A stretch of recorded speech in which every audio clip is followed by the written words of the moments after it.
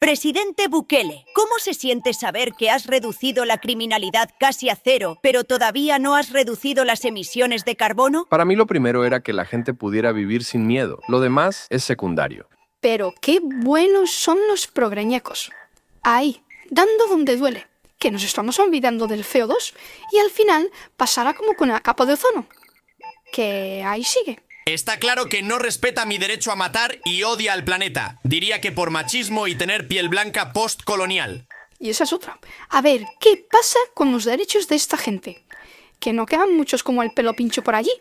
Pero bueno, tengo a la experta perfecta para que nos lo explique.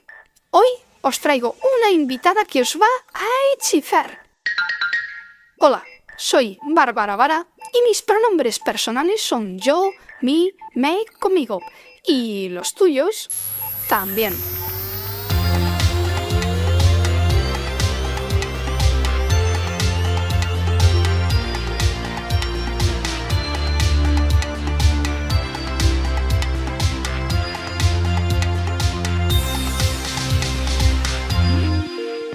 A ver... Allí en El Salvador deben ser como las 10 de la mañana. Ya se habrán levantado. ¿Beca? Hola, Bárbara. Buenos días. ¿Tardes? ¿Noches? Estamos de fiesta en El Salvador. Murió el viejo Lin. Jolín. Hace ya como 2 semanas. Sabemos que es demasiado tiempo celebrando por un muerto, pero en nuestra defensa, él fue uno de los fundadores de la pandilla 18 y prácticamente el azote del pueblo durante 3 décadas. Creo que merecemos bailar sobre sus huesos un poco más, metafóricamente hablando. ¿Pero qué estás? ¿En un cementerio? ¿No? La cosa es que anunciaron que el tipo murió en prisión y no lo dejaron ver a su mujer por última vez, lo cual nos parece justo. Ese desgraciado nos arruinó la vida a muchos. Así que será mes de fiesta. O sea, que vais a estar un mes comiendo pupusas. Sí, claro, eso no puede faltar. ¿Qué tal si les preparo unas y de paso conversamos? No sabemos nada de la madre patria desde la Dana. Ya ha llovido, sí. Disculparán que fuimos tan metiches con ese tema. Lo hicimos con buena intención. ¿Metiches? ¿Por qué? Mi país quiso enviar ayuda a España cuando ocurrieron las inundaciones de la Dana. Igual era justo porque España nos ayudó con los terremotos del 2001. Si no mal recuerdo, Bukele envió 300 rescatistas, perros de rescate, insumos básicos, sin mencionar que nuestros rescatistas tienen experiencia en inundaciones.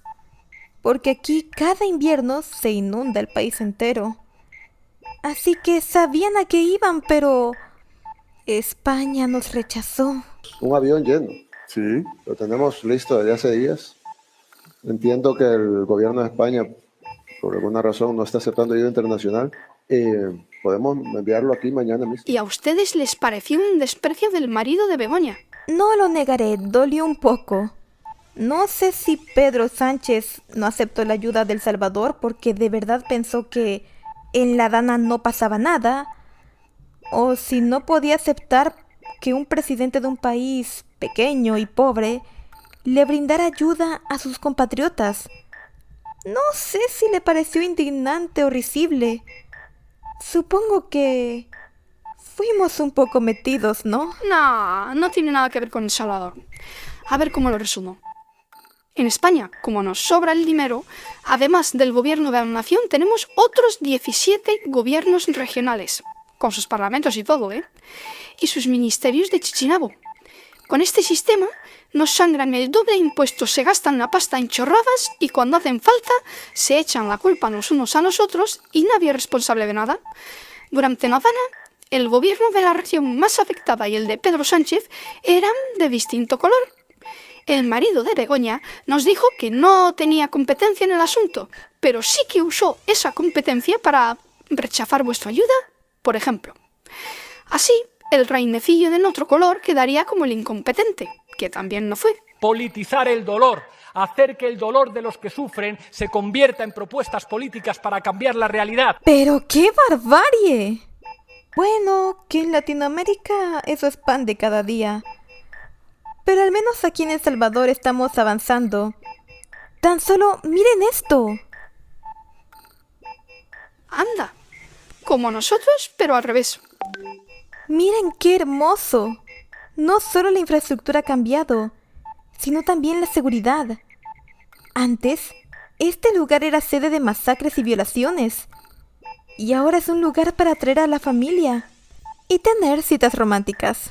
No dices como si antes de Bukele no se pudiese salir a la calle. Era jugar a la ruleta rusa. Si entrabas no sabías si saldrías, y si querías salir debía ser antes de oscurecer, o si no había consecuencias. Algo que nos une a España fue en parte esa violencia. Tu país era uno de los destinos a donde más corrían los salvadoreños para huir de las pandillas. A veces se lograba y otras no.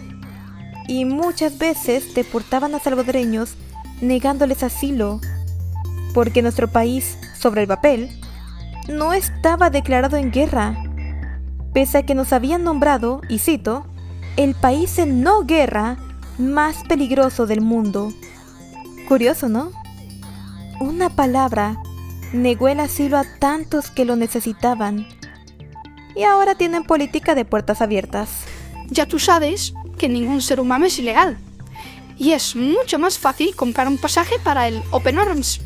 Si tiras tu pasaporte al mar y dices que no te acuerdas de que vienes de El Salvador, en cuanto llegas te alojan en un hotel de la zona. Es que te puedes tirar entre 2 y 3 años para que te concedan el asilo aquí. Los burócratas siempre ayudando. Ahí y en todas partes. Y créeme, no les basta meterse en la vida de ustedes, sino también de los que estamos de este lado del mundo. Soy salvadoreña. Nací, crecí y me crié entre los terroristas que hoy están en el Secot. Y ahora en libertad me toca aguantar ver cómo los progresistas españoles y de otros lados defienden a mis opresores y los tratan como si fueran las víctimas, mientras a los demás nos tachan de fachas. Ya me hubiera gustado verlos en periodo pre-Bukele. Hubieran huido a la velocidad del sonido. Vamos, que Bukele ha sido el salvador del Salvador, porque por aquí lo tienen como el gran dictador, que ni elecciones ni nada. Uy, sí. Entonces todos los que fuimos a votar 2 veces seguidas, ¿estamos pintados? Siempre hubieron elecciones. De hecho, cuando nos tocó elegir nuevo Congreso, los diputados pro-mareros trataron de bloquear a los votantes para evitar salir del poder. Y no lo lograron. Diputados promareros, los tontos útiles. Yo no los llamaría así. Era más complicado. Mira, la pirámide de poder en El Salvador iba así. Primero en la cúspide de todo, las maras, es decir, quienes realmente gobernaban.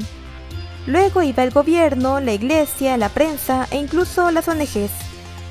Ellos solo procuraban no molestar ni interferir con los planes de los mareros para seguir operando tranquilamente.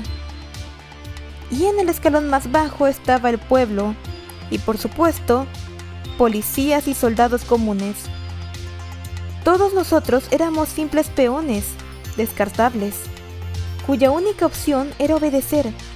No teníamos el poder para luchar contra los mareros, ni el dinero y las conexiones del segundo escalón para ser sus amigos.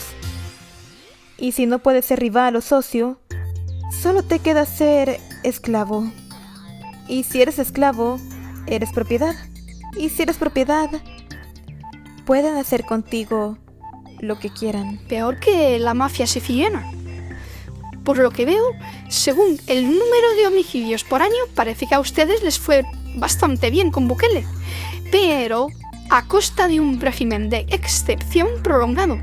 Mira, la ONG Human Rights Watch, en su informe de 2025, dice que en El Salvador de Bukele no se respetan los derechos humanos, y en sus informes anuales, vuestro país solo aparece desde el 2019 en adelante. Eso significa que antes de Bukele ustedes sí ejercían todos sus derechos.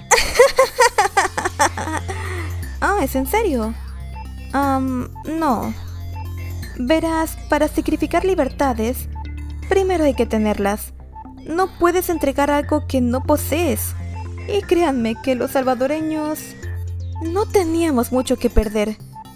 Las maras eran quienes decidían qué derechos tenías y por cuánto tiempo. Vamos con los derechos naturales, los más básicos: derecho a la vida, la expresión y la propiedad. Tenías derecho a vivir, mientras el marero no decidiera matarte. Y muchas veces eso dependía de un simple capricho. Por ejemplo, la iniciación a las maras. Luego de que un nuevo miembro de las pandillas terminara la primera fase de su iniciación, venía la fase 2 y última. Eso consistía en matar a una persona al azar. Decían que mataban a alguien del bando contrario, pero la realidad es que la mayoría de víctimas fueron civiles, cuyo único pecado fue estar en el lugar equivocado en el momento equivocado.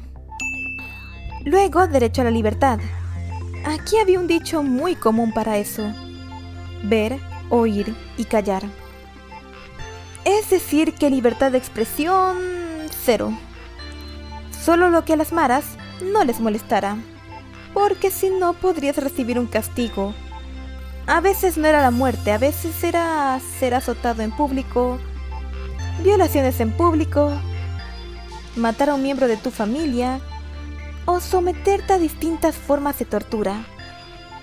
Así que por 30 años, calladitos nos veíamos más bonitos. Pero si yo... Calladito más guapito. Y no solo era expresión de hablar, también de vestir. Habían colores, símbolos e incluso marcas que ellos declararon como suyas. Y bueno, un esclavo nunca puede vestir lo mismo que el amo. Por ejemplo, tú, mi querida Bárbara, habrías sido un blanco perfecto. Yo... ¿Qué he hecho yo ahora? Nada, pero eres pelirroja. Y los mareros se habían declarado dueños del cabello rojo y el cabello amarillo. Solo sus esposas podían usar ese tipo de cabello. Así que, si eras una civil, daba igual si tu cabello rojo era natural. Ese color era propiedad de la pandilla. En mi país, podías olvidar eso de vestirte como quisieras. Si infringías el código de vestimenta, podías pasarla fatal. Y de sobacos morados ni hablamos. Y por último, el derecho a la propiedad. Igual que el derecho a la vida, solo se nos permitía tener lo que los mareros nos dejaran poseer. Por eso la mayoría de personas preferían tener cosas feas o en mal estado, porque si te comprabas algo bonito, las maras te lo quitaban. No te lo robaban, de frente. Te obligaban a ceder tu propiedad, y si no lo hacías, se desquitaban con lo que más amabas. Expropiese. Un ejemplo de esto era la ocupación de casas. ¿Creen que en España tienen problemas de ocupas? No. Aquí la ocupación es un invento. El problema de la ocupación es un problema inventado, es una agenda de la derecha. Bueno, pues si algún amigo español sufrió ese invento, quizá esto le haga sentir que lo entendemos. El sistema de ocupación en El Salvador era un poco más salvaje. Un día abrías la puerta de tu casa y un marero te decía: esta casa ahora es mía, largo. Y te sacaba de tu casa sin dejarte llevar nada. Todo en cuestión de segundos era propiedad del marero. Y tú terminabas durmiendo en la calle. Pero eso sí, tenías que seguir pagando el préstamo de la casa, la luz, el agua, la deuda de los muebles, etc. Tuve un caso cercano. A un amigo de mi padre lo echaron de su casa. Lo peor de todo es que no le dejaron sacar a su hija. Como era bonita, el marero decidió quedársela para él. O sea que la mujer era un mueble más. Eso es patriarcado en estado puro. Ser mujer en época de mareros significaba realmente no tener derechos. Daba igual si eras una empresaria, una ama de casa o incluso una niña, porque a partir de los 11 años, para las maras, ya eras mujer y ya podías cumplir con los únicos 3 roles que tenían para la figura femenina. juguete sexual, incubadora o madre y sirvienta. Aquí las feministas fantasean con el cuento de la criada, como si viviésemos en esa distopía. Pero esto, tú lo has vivido en primera persona. ¿Puedo preguntarte qué rol te tocó? Claro, a los 14 años fui candidata para ser incubadora, pero luego fui seleccionada para juguete sexual. Y por un golpe de mucha suerte y mucho de mi esfuerzo para empeorar mi apariencia, logré evitar ambos roles y quedarme como sirvienta, específicamente en el rol de niñera. Madre mía, y aquí, sola y borracha, quiero llegar a casa. Hubo un eslogan que sola y borracha quiero llegar a casa. ¿Ahí se puede en El Salvador? Pues efectivamente sí que se puede. Aquí nos bastaba con volver a casa. Pero creo que estas cosas no las dicen por allá, incluso si las conocen, como esa chica, Pamela Palenciano. Palenciano... ¿Esta Pamela Palenciano? Hola, soy Pamela Palenciano. Hemos hecho No Solo Ver en los Golpes, que es un proyecto de los personales políticos feministas para cuestionar los modelos de amor romántico, el machismo y el patriarcado. Díselo a la mano. Muchas gracias. La misma que viste y calza. Aquí la conocemos por la Femitura. Se hizo viral cuando unos chavales abandonaron su charla en el instituto. Encima de tener que aguantarlas, se dedicó a insultarles. Prefirieron un negativo en conducta a aguantar la chapa. No me sorprende lo que hizo con esos chicos. Con ese mismo cinismo nos trata a nosotros, los salvadoreños.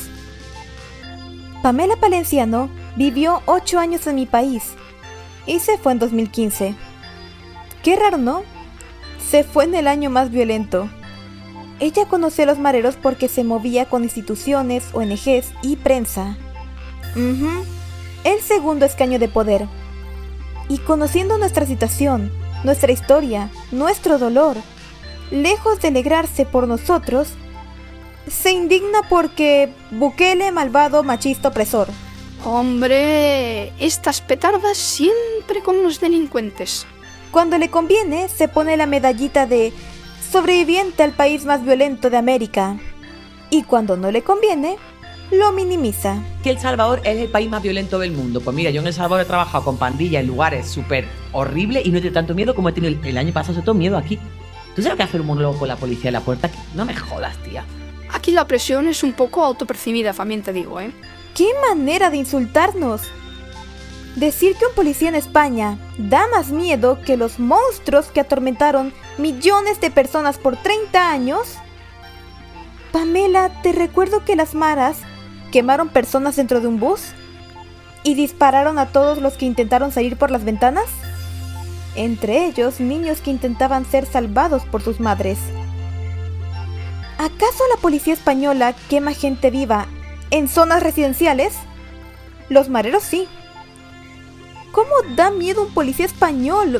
No lo entiendo. ¿Qué opinas de Bukele, lo que ha hecho allí, etcétera? Bueno, me encantaría decirte que pudiera hablar abiertamente de lo que opino, pero no lo puedo hacer. O sea, me encantaría, te lo juro, decirte claramente lo que pienso, pero no puedo, porque tengo mucha familia en El Salvador y si yo digo públicamente lo que creo sobre él... Y sobre sus colegas periodistas. Habla de sus amigos del periódico El Faro, el mismo periódico que se lucraba de la tinta roja que les daban las pandillas. Los mismos que decían vivieron un año entre mareros con la protección de los mismos para hacer sus libros y venderlos. Los mismos que decían esto. Creo que hay que hablar de una cosa, las pandillas cumplen un rol social desgraciadamente necesario en El Salvador. O esto. ¿Qué van a hacer todos estos jóvenes sin oportunidades que aspiraban a entrar a las pandillas? Pobre. Y según ella tiene miedo de regresar al país con su obra No Solo Los Golpes Duelen, porque es muy polémica. A ver, ¿polémica o aburrida? No quiero ser mala con ella, pero que una niña cuya mayor tragedia fue una relación tóxica trate de decirnos no solo los golpes duelen a mujeres que hemos vivido entre balas, sangre y miedo, suena hasta risible. Pues mira qué manera de estirar el chicle. En 2004 presentó una exposición fotográfica titulada... Adivina. No solo los golpes duelen. Y luego, teniendo las fotos hechas, pues montó un taller con ellas. Y por un módico precio, los institutos y ayuntamientos nos concienciaban. Y, estando en El Salvador, como ya tenía el guión, lo convirtió en monólogo. Dicen que dura 1 hora, pero a ella le duró como 20 años. ¿Es o no es sostenible?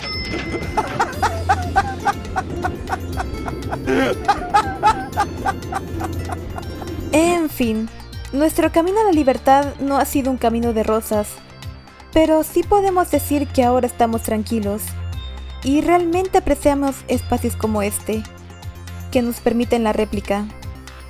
Al menos por aquí sí vamos progresando, porque puedo decirte que estamos mucho mejor. Solo desearía que al desaparecer los mareros no hubiéramos tenido una pandemia de imbéciles. Nada, ahora fiesta y pupusas. De hecho, cuando los salvadoreños nos ponemos a dieta, todas las citas médicas de nutrición dicen reducir o evitar el consumo de pupusas. Así de arraigado está comerlas.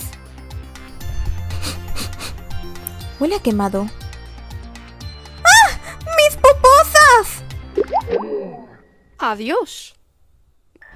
Bueno, ya le pedí la receta de las pupusas y se la paso. En fin, ¿cómo fue el milagro de Bukele? Para que veáis que he hecho los deberes. Bukele ya era un empresario de éxito cuando decidió entrar en política. No le hacía falta el dinero. Al ser elegido alcalde de nuevo Cuscatlán, donó su sueldo público para becas universitarias. Como en España, con la cantidad de políticos que tenemos que no saben hacer la O con un canuto. No quieren arreglar problemas, necesitan vivir de hacer como que arreglan problemas. Queda gobierno de corrupción para ratos. En 2019, Bukele ganó las elecciones presidenciales contra el bipartidismo caduco de El Salvador. Se lo pusieron difícil, pero se volcó en las redes sociales y su voz llegaba directamente a la ciudadanía, sin intermediarios. Un gran bulo. Estableció el plan Control Territorial para quitarles las calles y las instituciones a los pandilleros y devolvérselas a los salvadoreños. Qué bien, ¿no? Pues no. El Team Pastilla Roja y el Team Pastilla Azul de El Salvador tumbaron el plan en la Asamblea Legislativa. Y Nayib Bukele tuvo que recordarles el artículo 87 de su Constitución. ¡Atención! Se reconoce el derecho del pueblo a la insurrección. En 2021 se celebraron nuevas elecciones y el pueblo salvadoreño le dio a Bukele la mayoría que necesitaba en la Asamblea Legislativa, para que veáis lo importante que es ir a votar, porque si no todos son iguales, seguimos igual, o peor, que las cosas se pudren. Hemos aprendido entre los militantes, entre las compañeras, que ser socialista es normalmente tener muy poco y estar dispuesto a dar mucho. Bukele desplegó un cerco militar y las pandillas dejaron de ser intocables hasta el 26 de marzo de 2022. Las pandillas hicieron su purga como represalia contra las medidas del gobierno. 62 homicidios en un día. La Asamblea Legislativa promulgó el régimen de excepción, que, como sabéis, reduce temporalmente el ejercicio de derechos fundamentales por la seguridad de los ciudadanos, como en la pandemia. Las pandillas amenazaron con empezar a matar gente al azar si no se aseguraban sus derechos. ¿Así? Hagan eso y no va a haber un tiempo de comida en las cárceles. 1. A ver cuánto tiempo duran sus homeboys allá adentro. Con 40.000 indeseables encerrados, hacía falta otra presión. La oposición se quejó de lo caro que salió. El dinero alcanza cuando nadie roba. Esta megacárcel no le gustó nada a los de Amnistía Internacional, Naciones Unidas y la Corte Interamericana de Derechos Humanos. Pero la pregunta es... Si no existiera el CECOT, ¿volverías a hacer lo mismo? Quizás sí.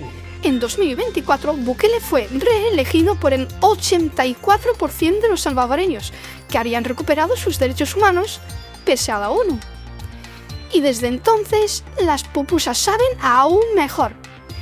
Visitad el canal de La Brujita. Yo me suscribiría porque esta sabe echarme mal de ojo. Ya habéis visto que es un amor y un ejemplo de mujer fuerte de verdad. Y después, iros al canal de los probreñecos a comentar mucho que la inteligencia artificial de YouTube no sabe reconocer el contenido auténtico, porque es artificial. Que además de divertidos, con cada vídeo se aprende un montón. Ahí os dejo los enlaces. Gratis. De nada. No me seáis como el viejo Lin. El mal entra como loco y sale poco a poco. Y si no estamos mejor, no es progreso. Hasta pronto. Aquí. Hola, buenas tardes. Una consulta. ¿Por qué tanto despliegue policial? Veo como mucho, así cada 30, 40 metros, dos policías. Fíjese que tenemos la visita de unas personas importantes. Ah, sí. ¿No va a estar mi Bukele? No, es usted y sus hijas. Bueno, puta, ¿Te acordáis el folleto que hiciste para el negocio? Cuando se la pediste a la IA, ¿se la pediste por favor? Obvio que no. Tendrás que pedir perdón. No voy a hacer eso. ¡Ahí viene! ¿Quién? La IA. Hasta la vista, baby.